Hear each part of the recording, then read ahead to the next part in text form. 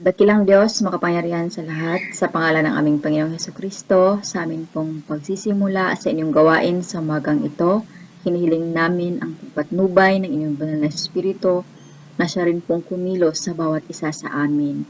Patawarin niyo po kami sa aming mga kasalanang nagawa sa inyo, maging sa aming kapwa upang patuloy kami na magbigay kaluguran sa inyo sa umagang ito.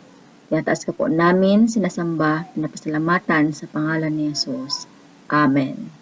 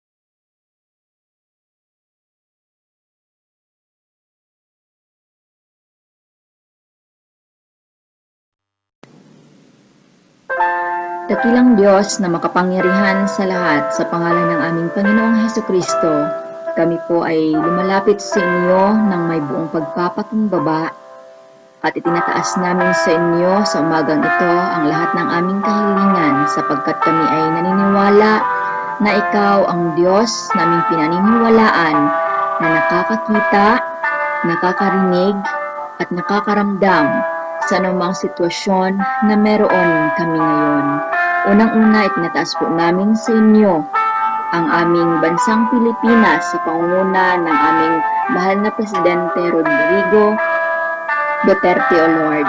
I-bless po siya at patuloy na pangunahan sa lahat ng kaniyang desisyon para sa ikabubuti ng aming bansa. Kasama po, Panginoong Diyos, ang lahat pa na namumuno sa lokal at national leaders ng aming bansa. Ikaw ang mag-guide sa bawat isa sa kanila upang magampanan nila ng maayos ang kanilang mga tungkulin bilang tinawag niyo po upang maupo sa kanilang mga posisyon upang paglingkuran ang taong bayan. Pinadalangin ko din sa mga sandaling ito maging ang lahat ng mga churches dito sa bansang Pilipinas, maging sa buong mundo. Pangunahan niyo po at i-bless, lalong-lalo na ang mga manggagawa na patuloy na nagpapagal para maipahayag ang mensahe ng kaligtasan, O God. Dalangin namin ang kalakasan, kalusugan, pag-iingat, at patuloy na provisyon mula sa inyo ang ipagkaloob sa inyong mga manggagawa, O Diyos. Yan, dalangin ko din maging ang aming konferensya, ang General Conference of Central Presbyterian Church in the Philippines, sa pangunguna ng aming Reverend Dr. Nathanael Corona. I-bless po siya at pumunahan at may aming mga programa para sa buong taon na ito ay ikaw po ang magpala at dalangin namin na ang lahat ng pangailangan ng aming konferensya ay matutugunan sa pamamagitan po, Panginoong Diyos, ng inyong provision sa aming conference. At dinadalangin ko din maging ang MPC Group sa pangunguna ng aming mahal na Missionary Joseph Kim, Pastora Paula Kim, na ang Ciudad Nueva Multiplication Presbyterian Church, ang Naik Multiplication Presbyterian Church, maging ang Dipolog Multiplication Presbyterian Church, ang Concho Multiplication Presbyterian Church. Ang mga simbahang ito ay pangunahan niyo po, pagpalain, lalong-lalo na ang mga church members sa God mula bata, mga kananayan, mga katatayan, lahat po, Panginoong Diyos, na members ng simbahang ito ay pagpalain at pangunahan niyo po, O Diyos. Dinadalangin ko din maging ang simbahan ng Concho Multiplication Presbyterian Church. Ikaw po ang patuloy na manguna, higit lalo, Lord, sa lahat ng mga miyembro, O God. Iba't iba man ang kanilang mga karanasan sa mga sandaling ito, patuloy na dinadalangin namin na ang bawat isa sa kanila ay iyong ingatan, patuloy na pagpalain, at higit sa lahat, patuloy na maramdaman nila ang inyong presensya na hindi mo sila iniwan, ni pinababayaan, sapagkat ikaw ang Diyos na patuloy na kumakalinga sa bawat isa sa kanila. Dalangin ko din maging ang pangailangan ng simbahang ito, Lord. Ikaw ang mag-provide ng lahat, sapagkat kami ay naniniwala na ikaw ang Diyos, source ng lahat ng pagpapala, source ng lahat ng bagay. Sa amin pong pagpapatuloy, sa aming pananambahan sa inyo sa umagang ito, ipagkaloob po, Panginoon, sa bawat isa sa amin ang focus na walang ibang masentro sa aming pananambahan, hindi ang aming mga suliranin o mga hinaharap sa buhay na ito, kundi ikaw na aming Diyos, tagapagligtas, Diyos na aming pinaniniwalaan at sinusundan. Sa iyo ang pinakamataas na papuri, pagsamba, pasasalamat sa pangalan ni Jesus. Amen.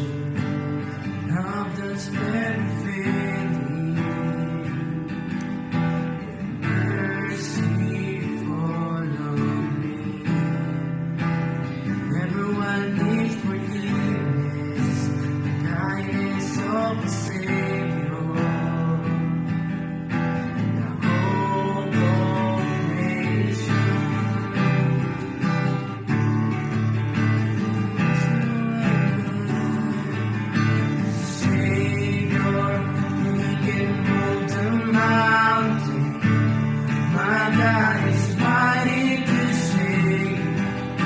He's mighty to save. Forever, author of salvation. He rose and conquered that way. Jesus conquered that way.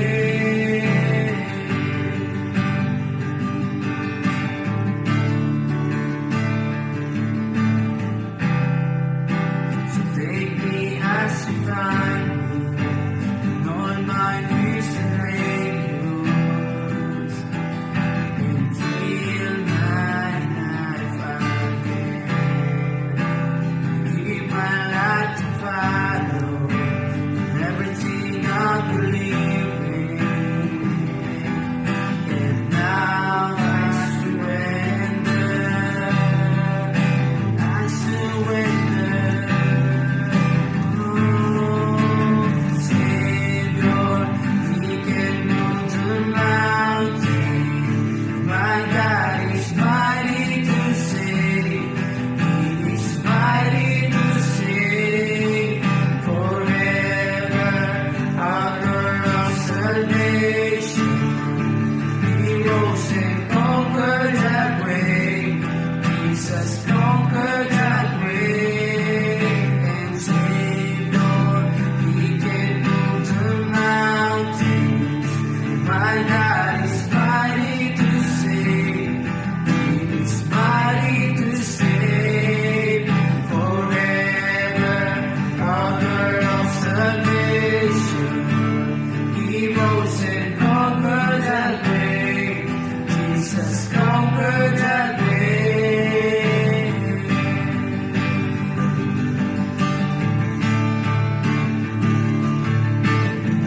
Shine your light and let the whole world see. For singing for the glory of the risen King. Jesus, shine your light and let the whole world see. For singing for the glory for the risen King. Shine your light and let the whole world see. Singing for the glory of the risen King.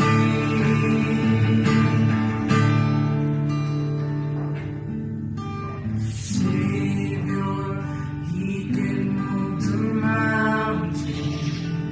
My God is mighty to save. He is mighty to save. Forever, author of salvation. He rose and conquered that way. Jesus conquered that way. Savior, He can move the mountain. My God is mighty to save. He is mighty to save. Forever, author of salvation. He rose and conquered that way. Jesus conquered that way.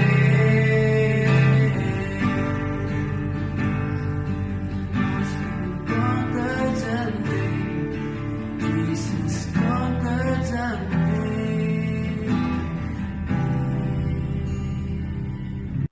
Isang magandang umaga po sa ating lahat. Ang teksto po nating pagbubulay-bulayan sa umagang ito ay matatagpuan sa sulat ni Apostol Pablo sa mga taga-Filipos sa Philippians chapter 3 verses 12 to 14 na nagsasabing, hindi sa nakamtan ko na ang mga bagay na ito, hindi rin sa ako'y ganap na, ngunit sinisikap kong makamtan ang gantimpala sapagkat ito ang dahilan kung bakit ako'y tinawag ni Kristo Jesus.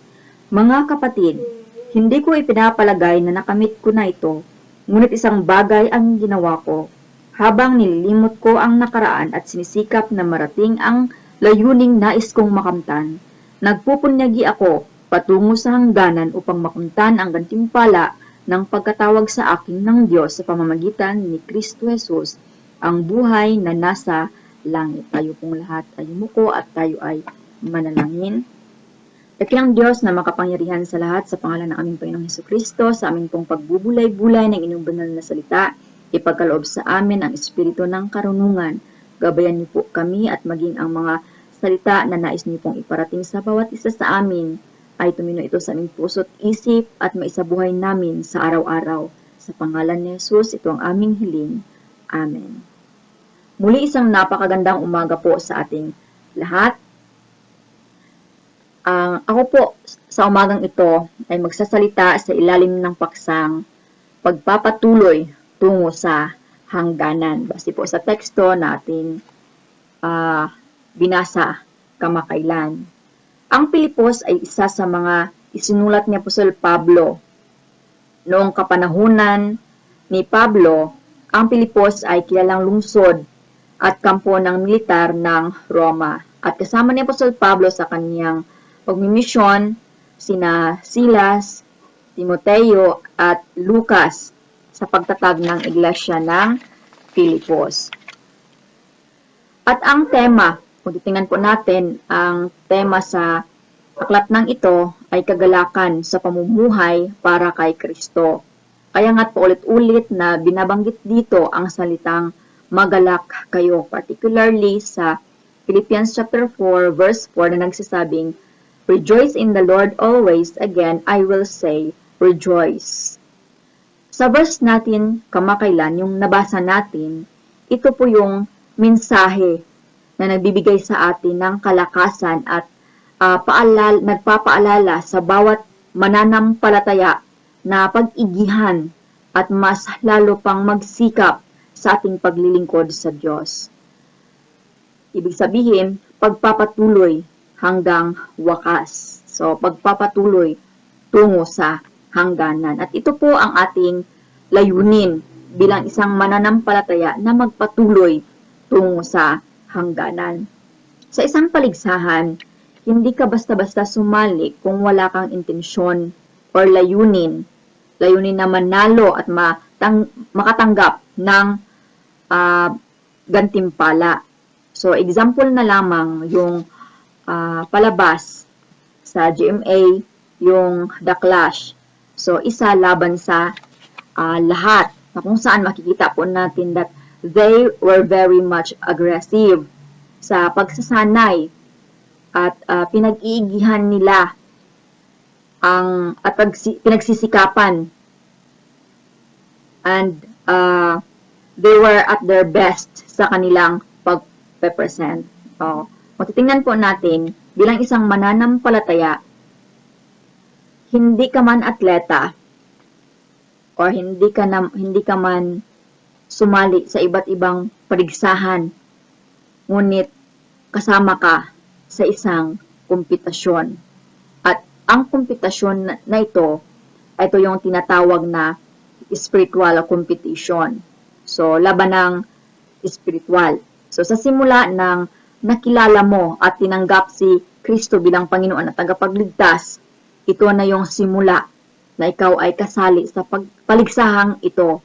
Paligsahang may gantimpalang naghihintay, at ang gantimpalang ito ay mas higit pa dahil ito'y hindi nawawala, hindi ito mananakaw sa iyo, yung iyo talaga to. At ang tanging makapagbibigay nito sa bawat isa sa atin ay ang ating Diyos na manlilingha. So, paano natin ito matatamo? Paano tayo makapagpatuloy tungo sa hangganan, sa tinatawag na spiritual competition na ating na kung saan tayo ay kasali or kabilang? So, una na hakbang dapat nating gawin itong tinatawag na seeking the purpose of God in your lives. So, verse 12, sinabi ni Paul, "Ngunit sinikap kong maisakatuparan ang layunin ni Kristo." So, what's the purpose of God in our life? So, ano ang layunin ng Diyos sa buhay natin? Hanggat hindi natin alam ang layunin ng Diyos sa buhay natin, hindi tayo makapagpatuloy sa ating pananampalataya. He found you. He saved you because He has an ultimate purpose in your life. So, minsan, tayo ang nagiging self-centered. Ibig sabihin, ang sarili natin ang nasusunod. Walang pahintulot ang Diyos sa mga ginagawa natin. Ang dami nating pangarap na hindi na isang guni sa Diyos. Gustong-gusto nating abutin. At minsan naabot nga natin, ngunit hindi naman tayo naging masaya. Or minsan, hindi talaga natin naaabot or naabot. Bakit? Dahil hindi iyon ang ninanais ng Diyos sa bawat isa sa atin. May layunin ang Diyos sa bawat isa sa atin. At ang tanging nakakaalam ng lahat, siya na ating tagapaglikha. Siya ang nakakaalam sa daan na dapat natin natahakin upang maging matagumpay. Ang layunin ng Diyos ay talagang napakaganda sa bawat isa sa atin. Kaya nga, ayon sa Jeremiah 29:11, "For I know the plans I have for you, declares the Lord, plans to prosper you and not to harm you, plan to give you hope and a future." So, mismo ang Panginoon ang nagsabi niyan, ang nangako niyan. Siya lang ang nakakaalam, planado ang lahat sa buhay natin. Ngunit, nasa sa atin minsan ang problema dahil sa sariling kagustuhan. Sabi ng Panginoon, paglingkuran mo ako ng tapat, ngunit kahit na nga ang pagbibigay ng tamang panahon para sa Diyos, hindi natin minsan na ibibigay yung tinatawag na quality time with the Lord. Yung dekalidad na panahon sa Panginoon.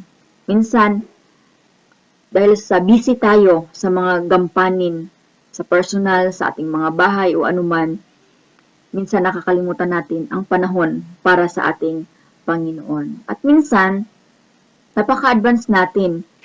Panahon pa nga na tayo ay magpuri sa ating Panginoon, panahon pa upang dabhin ang presensya ng Diyos, lumilipad na ang isip natin sa mga bagay-bagay. Kaya't, sikapin natin na maisakutuparan talaga ang layunin ni Kristo sa atin. Dahil, pag nagawa natin ito, we have peace in our mind. Bakit minsan wala tayong kapayapaan? Ito'y dahil sa hindi natin nauna ang Panginoong Diyos na prinsipe ng kapayapaan sa ating mga buhay. So, bata ka man, kabataan, matanda, may layunin ang Diyos sa iyong buhay at hindi mo madiscover or malalaman yan kung wala kang matibay at malapit na relasyon sa ating Panginoon. Ang malapit na relasyon sa Diyos ang kinakailangan upang malaman at maisatuparan natin ang layunin ng Diyos sa ating mga buhay.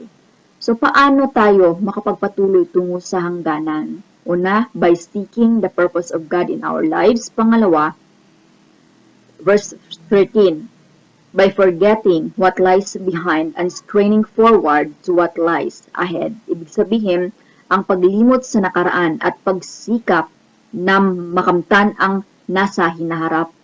In summary, sa verse 13, hinikayat ni Apostol Pablo ang mga mananampalataya na lumago sa kanilang spiritual life.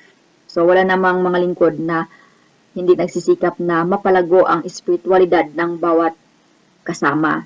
So, lumago spiritually. So, unahin muna natin itong tinatawag na paglimot sa nakaraan. Ang tanong ko, tunay nga bang makakalimutan ang nakaraan? So, forgetting the past. Kung sa labanan, minsan tayo ay natalo, ibig bang sabihin nun na sa pangalawang labanan, pag tayo sumali, ay talo pa rin tayo? Dahil sa una tayo ay talo? Hindi, mga minamahal kong kapatid. So, kung ganito ang ating kaisipan, na hindi lalaban ako nito pero hindi na ako mag-expect na manalo, dahil nga natalo na ako nung una, ibig sabihin, we start the fight negatively. We start the fight negatively. So, sumali ka nga, hindi pa nga tapos ang labanan, sinasabi mo na sa iyong sarili, hindi ka manalo. So, what are those past that holds you back? Ano po ba yung mga nakaraan mo na hindi mo nakakalimutan? Minsan, example sa mga nakaraan na hindi makakalimutan, realidad ito. Sinasabi ng karamihan, sana nagsikap ako ng pag-aaral, hindi sana mangyari sa akin ito, hindi sana ako maghihirap. So, minsan ang iba, sana hindi na lang ako nag-asawa, sana hindi na lang siya yung pinakasalan ko, sana isa na lang ang nagiging anak ko, sana hindi na lang siya yung magulang ko. Minsan, sabi ng iba, sana hindi na lang siya ang nagiging anak ko. Diba realidad yun na nangyayari minsan na ating napapakinggan sa ating paligid. So, kung titingnan po natin, kapag pinag-uusap-usapan ang nakaraan, madalas ito nating napakinggan, sabi ko na nga. At ito po ang siyang maging dahilan na tayo ay hindi na makamove on. Dahil nga, namuhay tayo doon sa sana. So, hindi dapat ganun, kundi tayo ay magpatuloy sa layunin ng Diyos upang marating natin ang hangganan. So, dahil sa pangyayari sa nakaraan, na paulit-ulit na nagpapaalala sa atin, hindi tayo nakaka-move on. So, ano ba ang mga nakaraan mo na hindi mo nakakalimutan? Na siyang dahilan na hindi ka makapaglingkod sa Diyos ng lubusan. So, maliban sa mga pangyayari sa nakaraan na nabanggit ko kamakailan, may isa pang dahilan kung bakit tayo hindi makamove on. Ito po yung tinatawag na kasalanan. So, sin that holds us back. Kasalanan na pumipigil sa atin. Ayon nga sa Hebrews chapter 12 verse 1, iwaksi natin ang mga kasalanan at anumang balakid na pumipigil at tayo'y buong tiyagang magpatuloy sa takbuhing nasa ating harapan. So, yun pong sabi ng Hebrews. Sa takbuhan, kinakailangang focus ka at natawag na focus sa hinaharap mo. So, dahil pag palingon-lingon tayo sa katabi natin o sa likod natin, ang mangyayari, tayo talaga ay matatalo. Bakit? Bakit tayo matatalo? Tayo ay manghihina. Bakit? Nakikita natin kung ano yung nangyayari sa likod natin sa ating mga tagiliran. At hindi tayo nakafocus sa takbuhin tungo sa hangganan. Nauunahan tayo na imbisa na tayo yung nauna, isang lingon lang natin na pag-iwanan na tayo. So, minsan sa buhay Kristiyano, itong kasalanan natin ang patuloy na nagpapaalala sa atin upang ma-distract tayo sa ating paglilingkod sa Diyos. Sasabihin, ay hindi naman ako karapat-dapat, hindi ka naman karapat-dapat kasi makasalanan ka. So, minsan naisip natin, hindi ako karapat-dapat na maglingkod sa Diyos dahil ako po ay makasalanan. Hindi magandang ihemplo ang aking pamilya, ang aking asawa. So, minsan, ganun ang nangyayari. But let us bear this in our mind.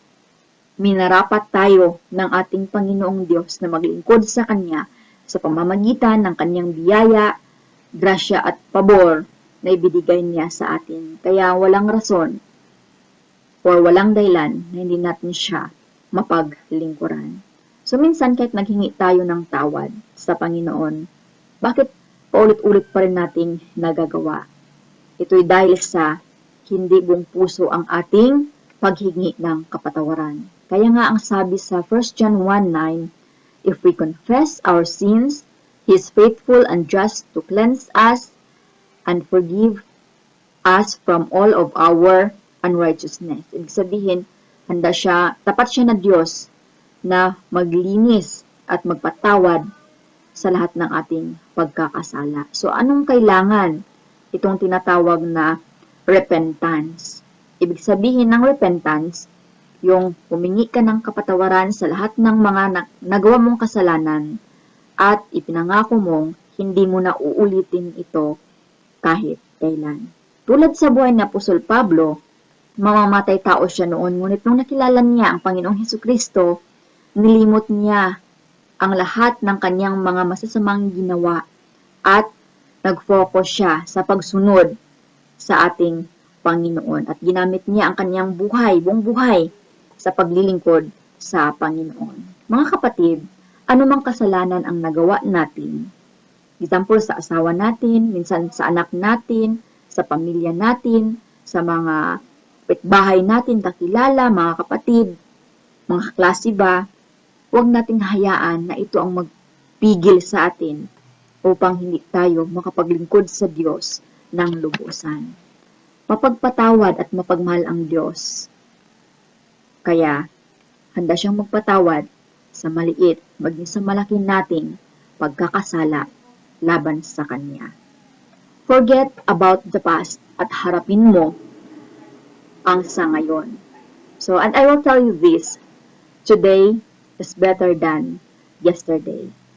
Mas mabuti ang ngayon kaysa kahapon. Kaya patuloy natin yang isipin sa araw-araw, sa lahat ng pagkakataon sa ating mga buhay. So, maliban sa alamin natin ang layunin ng Diyos sa ating buhay, ang limutin ang nakaraan, at sikapin na makamtan ang hinaharap, kinakailangan din nating hangarin ang tinatawag na gantimpala na inilaan ng Diyos para sa atin.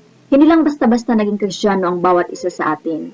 Mayroon tayong tinatawag na gantimpala na makakamtan sa darating na araw at hindi po ito by group kundi ito ay individual. At makakamtan lamang natin ito kapag tayo ay nagpapatuloy hanggang sa wakas. It's not enough to start it well. You need to end it well. Lalong-lalo na sa ating pananampalataya. Dahil minsan, maraming mga mananampalataya na sa umpisa, magaling, matyaga, masipag, ngunit sa mga darating na anong dumating yung mga bagyo sa buhay, sa paglilingkod, sa pananampalataya, sa mga pagsubok, sila ay huminto at hindi na nagpapatuloy. Sa realidad sa buhay, it's very hard to admit that your marriage is in trouble. Na sa buhay mag-asawa, may mga kaguluhan, minsan nga magulo ang pamilya, naghihirap pa financially, magulo na nga ang pamilya, naghihirap pa financially, namumroblema pa sa mga anak, minsan kabiguan sa pangarap, maging sa, hindi lang pangarap tayo minsan nabigo, minsan higit sala sa pag-ibig. So, mayroong mga broken relationships, hindi magandang relasyon, punong-puno ng hinanakit at galit. Alam niyo, kinakailangan ma-release tayo sa ganitong sitwasyon. Dahil ayaw ng Diyos na manatili ito sa bawat isa sa atin. So, don't let these things control you. Yung mga nabanggit ko, huwag nating hayaan na ang mga bagay na ito ang siyang mag-control sa atin, lalong-lalo na sa ating pagsunod sa ating Diyos. Bagos harapin natin ang mga ito at labanan natin ito sa pamamagitan ng tulong at lakas ng ating Panginoong Hesukristo. Upang ikaw, tayo, ay hindi manghihina. At mas lalo pang lakasan natin higit sa lahat ang ating pananampalataya at huwag tayong bibitiw sa presensya ng ating Panginoong Diyos. Dahil nga, ang sabi sa Biblia, ang makakatanggap ng gantimpala ay yaon lamang nananatili hanggang sa wakas. Kaya nga mga minamahal kong kapatid sa Panginoon, tulad ni Apostol Pablo, ibinuhos niya ang kanyang lakas, ang buong pag-iisip na tinungo ang hangganan upang hindi magkulang sa layunin ni Kristo para sa kanyang buhay. Nagkaroon ng sulyap sa kaluwalhatian ng kalangitan si Apostol Pablo at nanindigan siya na ang kanyang buong buhay ay ibibigay niya sa Diyos. Maging ang kanyang buhay na kanyang ibinigay, biyaya sa Diyos, at gamitin niya ito upang maging tampulan ng kanyang pagpupunyaging magpatuloy at balang araw marating ang langit at makita si Kristo ng mukhaan. Ang gayong pagpupunyagi ay kinakailangan din po natin, mga minamahal kong kapatid, sa buong buhay natin.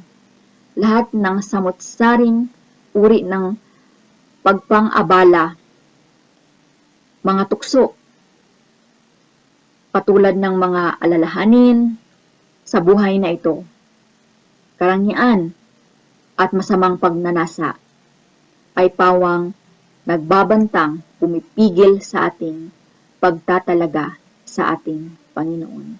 Kaya labanan natin ito at isa puso't isa isip natin ang tunguhin ang hangganan ng sama-sama sa pamamagitan ng sikapin natin na harapin at hanapin ang layunin ng Diyos sa ating buhay, ang kalimutan ang mga nakaraan at humingi ng kapatawaran sa lahat ng mga nagawa nating kasalanan sa ating Panginoon at lubusan tayong magbago para sa Panginoon. At higit sa lahat, ang hangarin ang gantimpalang inilaan sa atin ng ating Panginoong Jesus sa darating na panahon. Sa pangalan ng Ama, ng Anak, at ng Diyos Espiritu Santo. Amen.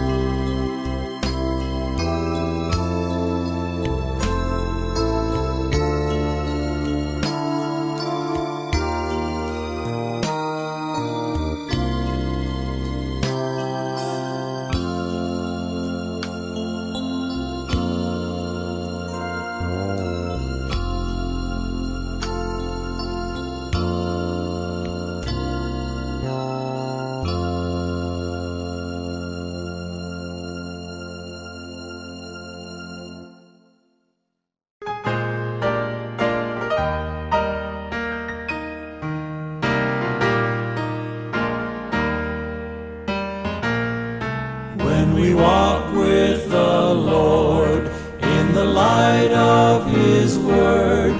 What a glory He sheds on our way. While we do His good will, He abides with us still, and with all who will trust and obey. Trust and obey, for there's no other way to be happy in Jesus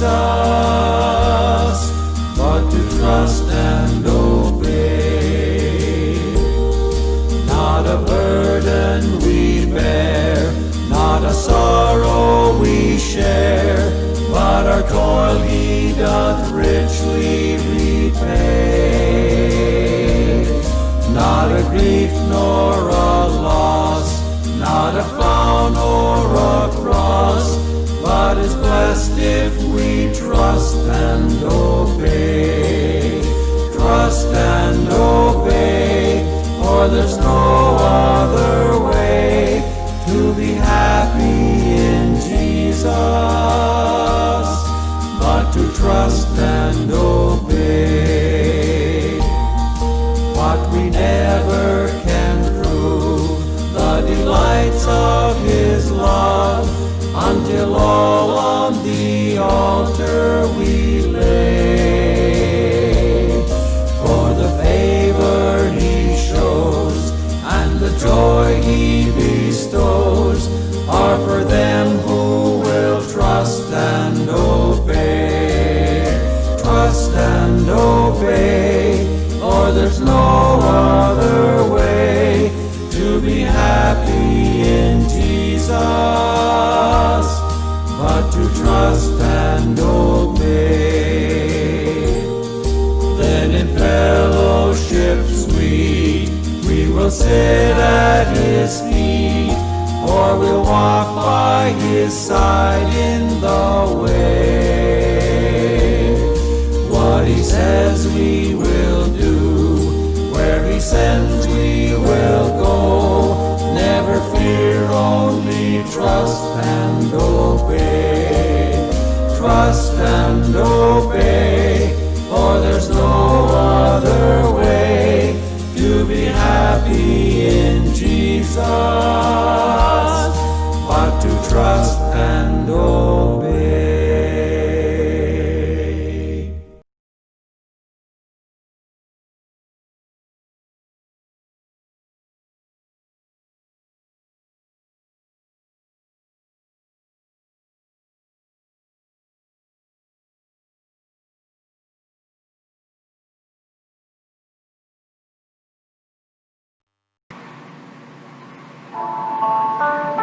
Diyos na makapangyarihan sa lahat, salamat sa katagumpayan ng inyong gawain sa umagang ito.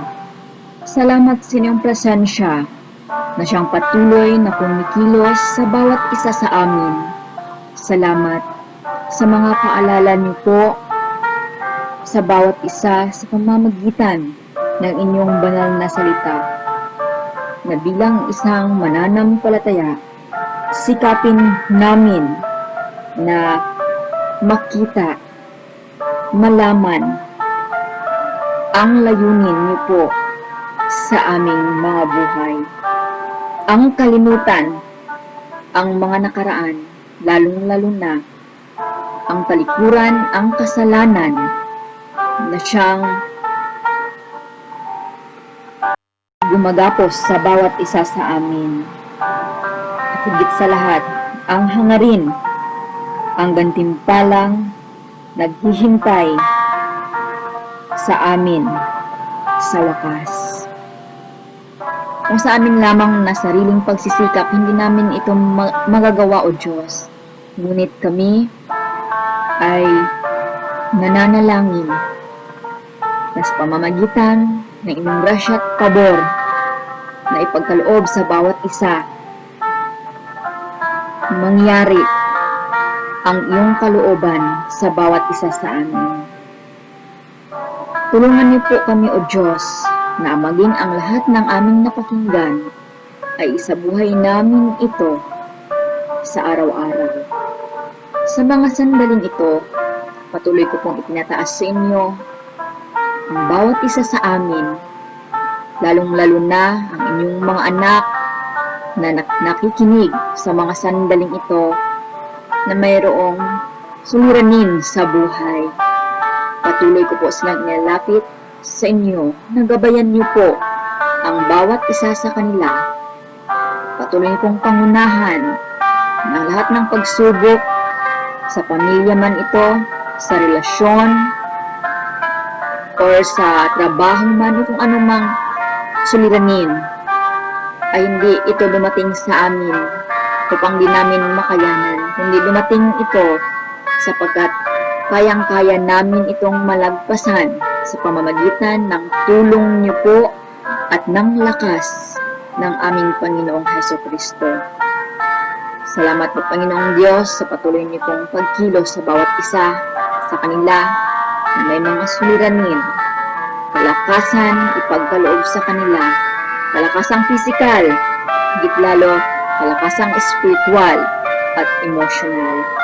Sa mga anak ninyo na nakikinig sa mga sandaling ito na nangangailangan ng kagalingan, patuloy na igawad niyo po ang kagalingan na nagmumula sa inyo, na kung gaano ka nag-perform ng mga milagro noong unang kapanahunan sa inyong pagmiministry o Diyos, maging magpahanggang ngayon, kayang-kaya niyo din pong gumawa ng mga himala sa bawat may mga karamdaman. Ipadaloy niyo po, O Diyos, ang kagalingan na nagmumula sa inyo sa bawat mga nakikinig na may mga karamdaman. Dalangin ko din, O Diyos, sa mga sandaling ito, ang mga anak ninyo na may mga pangangailangan, pinansyal man ito o material. Kami ay naniniwala na ikaw ang source ng lahat ng pagpapala, source ng lahat ng bagay. At ikaw ang Diyos na magsusupply na lahat ng pangangailangan ng inyong mga anak.